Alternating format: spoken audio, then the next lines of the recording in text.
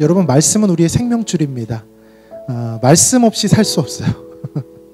말씀 없이 기도할 수 없고요. 말씀 없이 그 어떤 것도 우리가 정말 하나님의 은혜 가운데 행할 수가 없는 것입니다. 그래서 말씀을 잃어버리면 모든 것을 잃어버리는 거예요.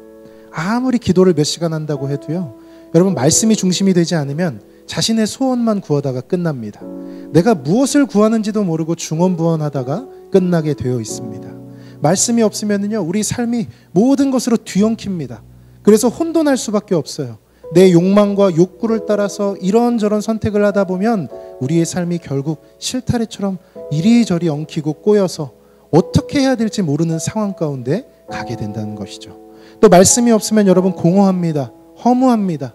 말씀 없이 우리 마음 가운데 가득 찬 충만함을 절대로 느낄 수가 없다라는 것입니다. 만약 삶 가운데 공허함과 허무함이 가득한 분이 계시다면 말씀 가운데 나오십시오. 말씀을 여러분 마음 가운데 채워가십시오. 그렇다면 그때 그 허무와 공허의 문제가 해결될 것입니다. 하나님은 말씀을 통해서 우리를 인도하시고, 말씀을 통해서 우리를 자라게 하시고, 말씀을 통해서 우리를 성장하고 성숙하게 만들어주신다는 거예요. 그래서 여러분, 저는 계속해서 말씀을 강조해 왔고요, 또 앞으로도 강조할 생각입니다. 설교보다 더 중요한 게 말씀입니다. 설교는 안 들어도 살 수 있지만은요, 말씀은 안 읽으면 살 수가 없습니다. 일주일에 한 번 혹은 아침에 예배 같이 드렸다고 해서 끝나는 것이 아닙니다.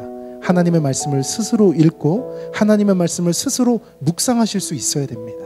그래야 여러분의 삶이 하나님의 은혜로 가득 차게 될 줄로 믿습니다. 그 은혜로 충만하시기를 예수님의 이름으로 축복합니다.